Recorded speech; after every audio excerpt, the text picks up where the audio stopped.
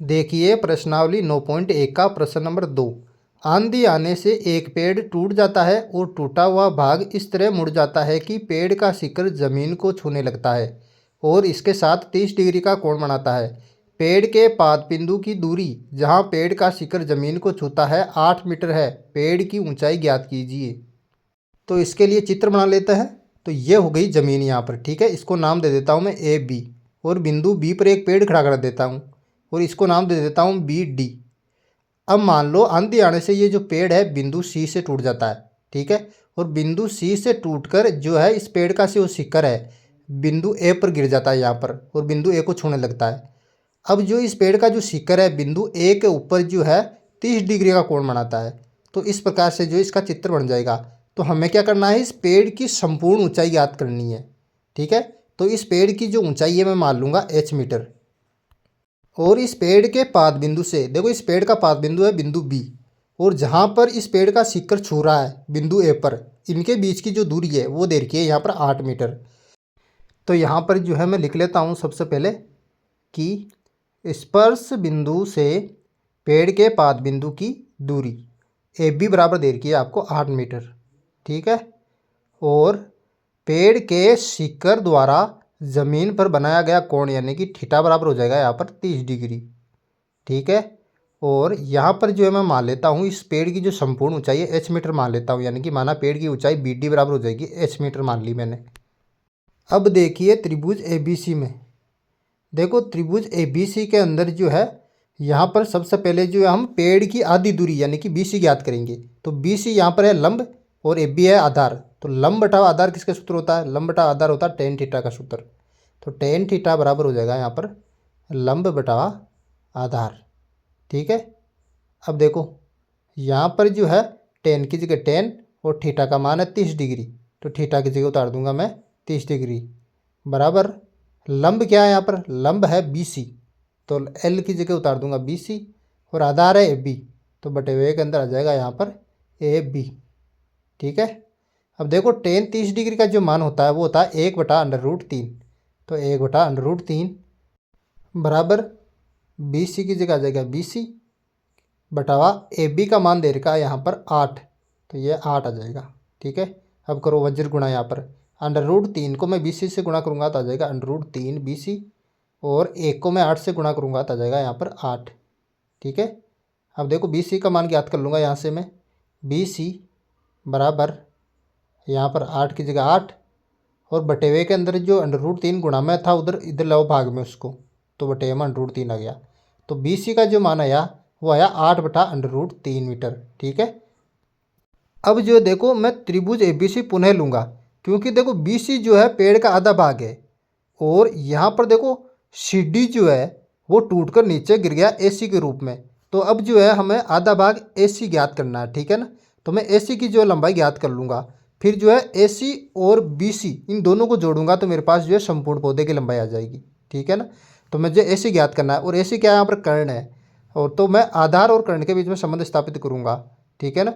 तो यहाँ पर देखो आधार बटावा कर्ण लूँगा मैं, ठीक है। तो यहाँ पर लिखूँगा पुनः त्रिभुज ए बी सी में लेना है। तो पुनः त्रिभुज ए बी सी में क्या लेना है, हमें जो है ए सी ज्ञात करना है। ए सी है यहाँ पर कर्ण और ए बी यहाँ पर आधार है, तो आधार और कर्ण के बीच में संबंध स्थापित करूँगा। तो आधार बटा कर्ण किसका सूत्र होता है, वो होता है कोस थीटा का, ठीक है। तो कोस थीटा बराबर यहाँ पर लूँगा मैं आधार बटावा कर्ण, ठीक है। अब देखो कोस की जगह लूँगा मैं कोस, और थीटा का मान है यहाँ पर 30 डिग्री, तो यहाँ पर ले लूँगा मैं 30 डिग्री बराबर का चिन्ह आधार, देखो यहाँ पर आधार है ए बी, तो यहाँ पर ए बी बटावा कर्ण क्या है यहाँ पर कर्ण है ए सी, तो ये ए सी आ जाएगा। अब देखो कोस 30 डिग्री का जो मान होता है वो होता है यहाँ पर √3/2, ठीक है। तो √3/2 उतार दिया कोस 30 डिग्री का मान बराबर ए बी का मान है यहाँ पर 8, तो ये 8 उतार दूंगा बटावा आ जाएगा ए सी यहाँ पर, ठीक है। अब यहाँ पर वज्र गुणा कर लूँगा मैं √3 ए सी बराबर, अब जो है मैं 8 को 2 से गुणा करूँगा, 8 को 2 से गुणा करूँगा तो आ जाएगा 16। अब देखो √3 जो है ए सी के गुणा में ये दो भाग में ले जाऊँगा, तो ए सी बराबर यहाँ पर 16 बटावा आ जाएगा √3, तो यहाँ पर आ जाएगा √3, तो 16 बटा √3 आ गया। अब यहाँ पर ध्यान से देखो, जब ये पेड़ बिंदु सी से टूटा तो ये सी डी जो भाग है वो नीचे गिर गया ए सी के रूप में। तो ए सी और सी डी की लंबाई बराबर ही तो है, तो ए सी बराबर आ जाएगा यहाँ पर सी डी। तो मैं लिख दूंगा ए सी बराबर सी डी। अब जो है हमें पेड़ की ऊंचाई ज्ञात करनी है, तो मैं लिखूंगा यहाँ पर पेड़ की ऊंचाई। पेड़ की ऊंचाई क्या है, बी डी है। तो बी डी बराबर आ जाएगा यहाँ पर, बी डी किससे बन रहा है, B C plus C D से मिलकर बन रहा है।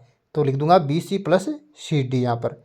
अब देखो पेड़ की ऊंचाई एच मानी थी तो एच लिख दूंगा बराबर बी सी की जगह बी सी प्लस यहाँ पर देखो सी डी जो है ए सी के बराबर है, ऊपर देखो वहाँ पर, ठीक है। तो सी डी को मैं ए सी लिख सकता हूँ, तो सी डी की जगह लिख दूंगा ए सी। अब देखो यहाँ पर एच की जगह मैं एच लिखूँगा बराबर बी सी का मान जो है, बी सी का मान हमारे पास आया 8/√3। तो लिख दूंगा 8/√3 यहाँ पर, प्लस ए सी का जो मान आया हमारे पास वो आया 16/√3। तो ए सी की जगह लिख दूंगा 16/√3। अब यहाँ पर जो है इसको ले से लेकर हल कर लेना है। तो एच बराबर यहाँ पर जो है √3 और √3 का ले से लूँगा तो √3 आएगा। फिर √3 का भाग √3 में दूंगा तो एक बार जाएगा, और एक को 8 से गुणा करूँगा तो 8 आ जाएगा। तो 8 प्लस, अब देखो फिर से मैं जो है √3 का भाग √3 में दूंगा तो एक बार जाएगा, और एक को 16 से गुणा करूँगा तो 16 आ जाएगा। तो ये आ गया 16 यहाँ पर, ठीक है। अब देखो यहाँ पर जो है एच बराबर 16 और 8 कितने होते हैं, 24। तो यहाँ पर लिखूँगा 24 बटे हुए के अंदर आ जाएगा √3, ठीक है। अब देखो यहाँ पर √3 है, तो मैं जो है यहाँ पर हरों का परिमेयकरण कर लूँगा। तो √3 को ऊपर नीचे गुणा करूँगा, यहाँ पर गुणा √3 बटावा √3, हरों का परिमेयकरण करना आपको, ठीक है। तो h बराबर 24 को मैं √3 से गुणा करूँगा तो यहाँ पर आ जाएगा 24/3। तो ये लिखूँगा 24/3 बटावा √3 को गुणा करेंगे √3 से तो ये आ गया 3। 24 में 3 का भाग देना है, 24 में 3 का भाग दूंगा तो 8 बार जाएगा, 3 8 24, ठीक है। तो h बराबर यहाँ पर आ जाएगा 8/3 मीटर। तो h जो हमने मानी थी किसकी, पेड़ की ऊंचाई मानी थी, तो 8/3 मीटर हमारे पास आ गई। अतः पेड़ की ऊंचाई 8/3 मीटर है। इस प्रकार से आपको आसानी से ज्ञात कर लेना है, वेरी सिंपल।